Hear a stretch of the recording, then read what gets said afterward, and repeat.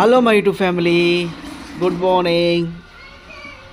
మీరు ఇంతే సపోర్ట్ చేస్తూ నన్ను ఇంకా ఎంకరేజ్ చేయాలని మనస్ఫూర్తిగా కోరుకుంటున్నాను. Srinu family cooking and vlogs like చేయండి, షేర్ చేయండి, కామెంట్ చేయండి, సబ్స్క్రైబ్ చేయడం మాత్రం మర్చిపోద్దు ప్లీజ్. మై టు ఫ్యామిలీ ఇంకా నాకు సపోర్ట్ కావాలి అండ్ వాచింగ్ అవర్ అయిపోలేదు. నెక్స్ట్ సబ్స్క్రైబర్స్ ఇంకా పెరుగుతూ ఉన్నారు ఇప్పుడే చిన్నగా. మీరు ఇంకా సపోర్ట్ చేయాలని మనస్ఫూర్తిగా కోరుకుంటున్నాను. ఈ దోశ పిండి మొత్తం నానబెట్టింది చూపెట్టలేదు కాబట్టి వీడియో ఒక్కోసారి వస్తుంది పోతుంది. షార్ట్ వీడియోలో లాగా తీసా, కాకుంటే 5 minutes వచ్చింది, అందుకని మొత్తం తీసాను. దోశలో దాంట్లో నేను సన్నగా తరిగిన ఉల్లిగడ్డలు, పచ్చిమిరపకాయలు, అల్లం కూడా సన్నగా తరిగిన అల్లం ముక్కలు కూడా వేసాను అనమాట. దానిపైన నాన్ స్టిక్ అనమాట, చిన్నదనమాట ఇది.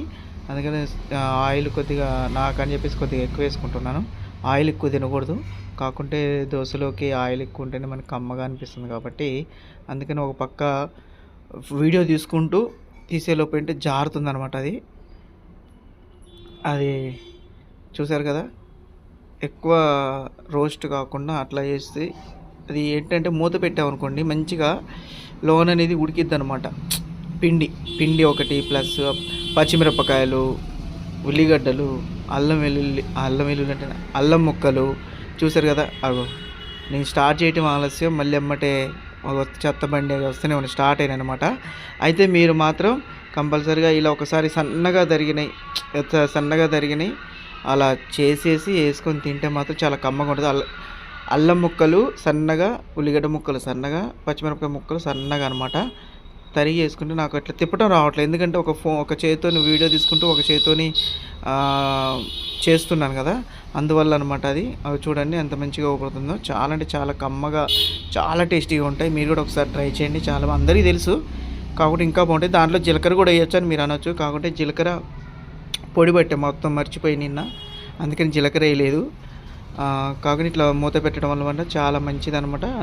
చెప్పే కదా ఇందాకే, ఆనియన్స్ కానీ పచ్చిమిర్చి కానీ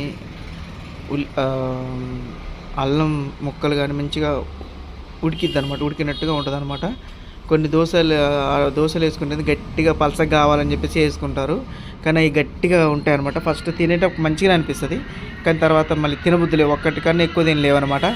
రావాలంట. చూడండి నేను వీడియో స్టార్ట్ చేయడం అవసరం. ఇప్పుడు మీరు ఎట్లయినా సరే నా వీడియోలో ఆదరించాలని మనస్ఫూర్తిగా కోరుకుంటున్నాను.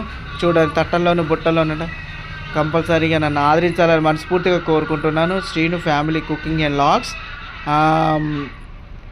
లైక్ చేయండి, షేర్ చేయండి, కామెంట్ చేయండి, సబ్స్క్రైబ్ చేయడం మాత్రం మర్చిపోదు. యూట్యూబ్ ఫ్యామిలీ ప్లీజ్ సపోర్ట్ మీ. మళ్ళీ తిప్పేసినప్పుడు కూడా మూత పెట్టుకోవాలి, చాలా బాగుంటుంది. ఎందుకంటే చాలామంది ఏం చేస్తారంటే ఒక పక్క ఇది మందం ఉంది కదా దోశ పెనం అని చెప్పి పలసగా వేసేసి మూత పెట్టుకొని ఉంటారు అనమాట. కాకుంటే మీరు ఎంత మందమైన దోశ పెనం అయినా సరే ఒకసారి ట్రై చేయండి. దోశ వేసిన తర్వాత అట్టు దోశ సంథింగ్ అంటారు కదా, దోశ వేసిన తర్వాత దానిపైన మూత పెట్టండి. దానికైనా ప్లస్ మూత పెట్టకుండా వేసిందని చూడండి, తేడా మీకే తెలుస్తుంది. ఇది తినాలనిపిస్తుందా అది తినాలనిపిస్తుందో తెలుస్తుంది అనమాట. అమ్మ దగ్గరికి తీసుకొచ్చేసాం. అమ్మ నేను కూర్చొని ప్రశాంతంగా తిందామని వచ్చేసాను అనమాట. కాకుండా ఫుల్ లెంత్ వీడియో చేద్దాం అనుకున్నాను, కాకుండా ఇదే ఫుల్ లెంత్ వీడియో అవుతుంది. షార్ట్ వీడియో అనుకుంటే ఫుల్ లెంత్ వీడియో ఉంది, 5 నిమిషాలు అయిందనమాట. చూడండి మొన్న పట్టిన టమాటా పచ్చడి అనమాట, టమాటా చట్నీ పల్లీ చట్నీ 2 అనమాట. దోశలోకి చాలా బాగుంటాయి అనమాట. చూడండి ఎట్లా వస్తున్నారో మాట్లాడుతున్నారో, చూడండి ఎంత స్మూత్గా ఎంత సాఫ్ట్గా, చూడండి మంచిగా మెత్తగా, అసలు చాలా అంటే చాలా బాగుంటాయి అనమాట. ఎందుకంటే మనం తిన్నా కానీ కూడా అరిగేటట్టు, కడుపులో అరిగేటట్టు ఉండాలి. కొంతమంది తిన్న తర్వాత మత్తుకుంది బరగలేదు అట్లా అనుకో, కానీ ఇలా ఉండవన్నమాట. మన ఇంట్లో చేసుకుని చాలా కమ్మగా ఉంటాయి. తిన్న తర్వాత ఏమంటే నిద్ర వస్తుంది అది అని అంటారు కదా, అట్లా రాకుండా ఉండాలంటే సన్నగా తరుక్కున్న ఉల్లిగడ్డలు, సన్నగా తరుక్కున్న పచ్చిమిర్చి, అల్లం ముక్కలు కూడా వేసుకోవాలన్నమాట. చాలా చాలా బాగుంటుంది. జీలకర్ర కూడా వేసుకోవచ్చు, కానీ నేను జీలకర్ర వేయలేదు. ఇక కూర్చొని నేను కూడా నా ప్లేట్లో కూడా షిఫ్ట్ చేసుకున్నాను అనమాట. ఒక పక్క టమాటా పచ్చడి, ఇంకో పక్క పల్లీ చట్నీ. ప్రస్తుతానికి అయితే 2 తింటున్నాను. అంత స్మూత్గా ఉన్నాయంటే అసలుకి చాలా స్మూత్గా ఉన్నాయి అనమాట. 1/4 కిలో మినపగుండ్లకి నేను 3 గ్లాసుల రైస్ పోసాను అనమాట. ఫస్ట్ టమాటా చట్నీతో తింటున్నా, చెప్పలేనండి మాటల్లో. మీరు కూడా ఒకసారి ట్రై చేయండి కంపల్సరీగా, చెప్తున్నాను కదా. మంచిగా పిల్లలు కూడా మంచిగా తింటారనమాట. అంత స్మూత్నెస్ అది చూడండి. పచ్చిమిరపకాయలు కూడా మంచి కాలేవి చూడండి ఎంత డైరెక్ట్గా పడుతుందో మీకు.